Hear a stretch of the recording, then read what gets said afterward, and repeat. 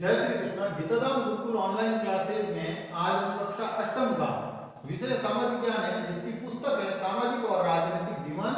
उसका अध्याय है हास्यकरण की समझ, जिसमें हमने पहले पढ़ा था कि हास्यकरण किसे कहते हैं, आदिवासी समुदाय कौन होता है।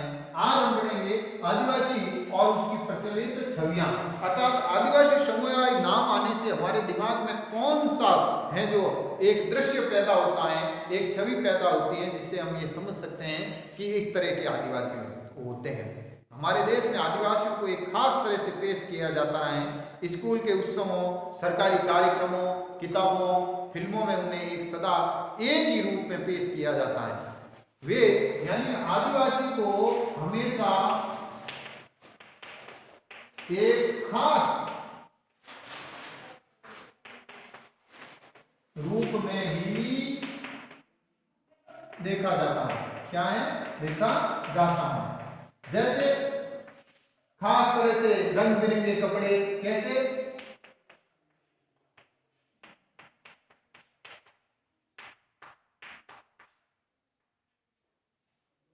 हड्डियों और सिर पर मुकुट,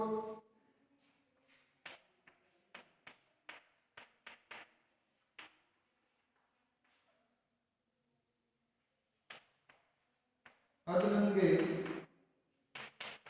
शरीर और है जो नाचते गाते,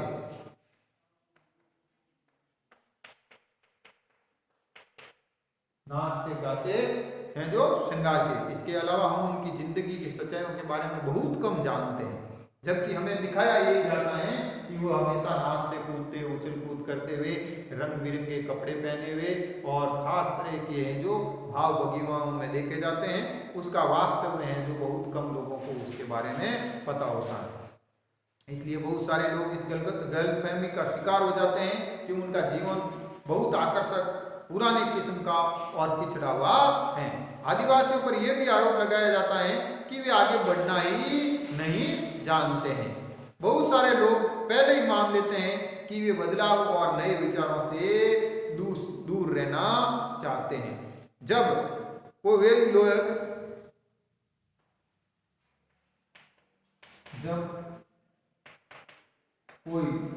लोग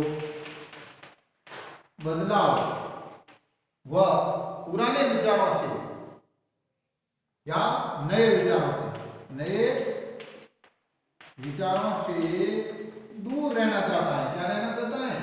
दूर रहना चाहता है, तो उसे हम रूढ़िवादी कहते हैं। क्या कहते हैं? या उसको रूढ़िवाद का कहते हैं, और उनके साथ भेदभाव का भी होता है। अब हम पढ़ेंगे कि आदिवासियों का विकास कैसे हुआ। आदिवासी और विकास की पृष्ठभूमि, अर्थात आदिवासियों ने विकास को किस तरह से स्वीकार किया। जैसा कि हमने इतिहास की अपनी पहली वाली पुस्तकों में पढ़ा कि भारत में तमाम साम्राज्य और सभ्यताओं के विकास में जंगलों का बड़ा गहरा योगदान है। हमारे भारत के विकास में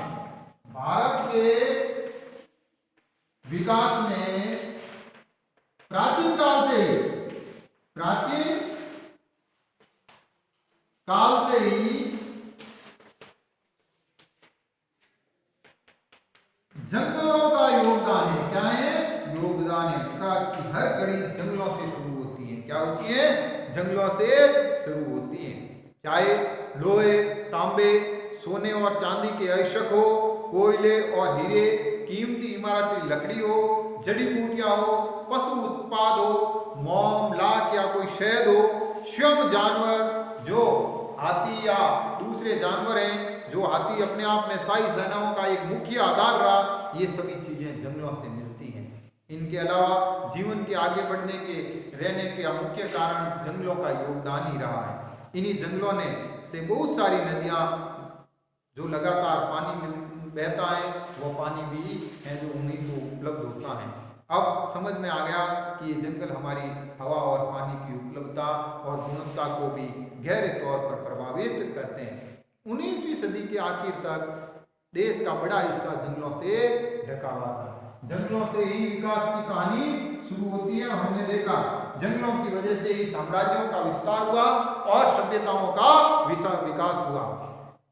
19वीं सदी तक हमारे देश में अधिकतर हिस्से जंगलों से ढके हुए थे। अंग्रेजों की जंगल नीतियों के कारण उन चीजों में बदलाव आया और 19वीं सदी के मध्य तक तो इन विशाल भूखंडों का आदिवासियों के पास उपलब्ध ज्ञान, जबरदस्त ज्ञान था तथा इन इलाकों में उनकी गहरी पैठ थी। उनका जंगलों पर पूरा नियंत्रण भी था। इसलिए आदिवासी समुदाय बड़ी बड़ी रियासतों और रजवाड़ों के अधीन नहीं रहे, बल्कि बहुत सारे राज्य वन संसाधनों के लिए आदिवासी पर निर्भर थे। कभी भी आदिवासी किसी के अधीन नहीं रहे। क्या नहीं रहे? आदिवासी रियासतों के अधीन नहीं रहे, रियासतों के है जो अधीन नहीं रहे। उनका क्या कारण था?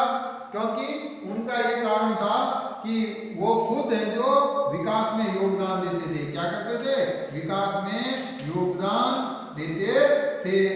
इस वजह से उनका है जो आदिवासियों का रियासतों के साथ है जो हमेशा अलग सा रिश्ता रहता था। आदिवासियों की प्रचलित छवि से बिल्कुल अलग है। आज उन्हें हाशियाई और शक्तिहीन समुदाय के रूप में देखा जाता है। वर्तमान समय में आदिवासियों को हम है जो हाशिए के वजह से उनको एक अलग हाशिए पे देखते हैं। क्या समझते हैं?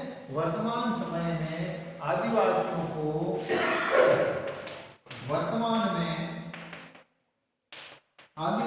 को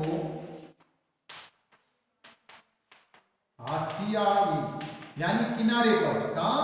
किनारे पे, और या फिर शक्तिहीन समझते हैं। क्या समझते हैं? शक्तिहीन, जबकि ये हमारे विकास में एक महत्वपूर्ण योगदान वाले लोग हैं।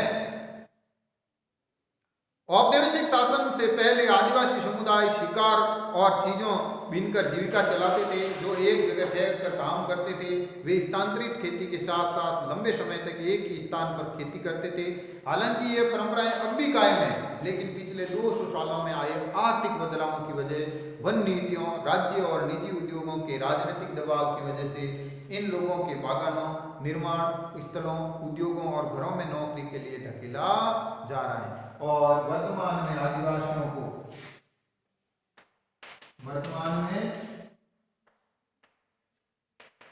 जो औपनिवेशिक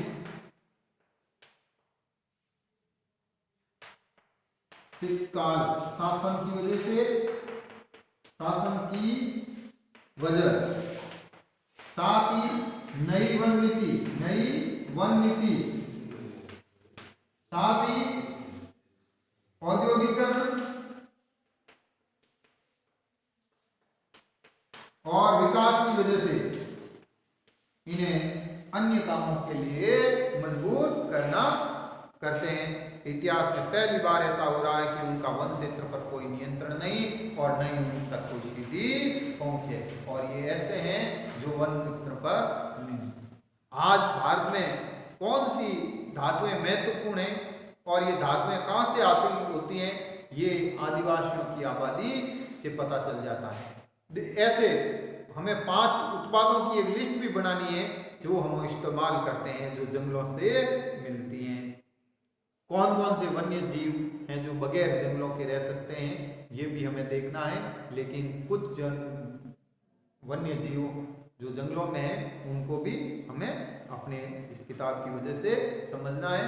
बाकी का हम कल का अध्याय है जो वो ये होगा कि आदिवासी और उनकी बहुत सारी चीज़ें हैं, उनके बारे में पढ़ेंगे। धन्यवाद।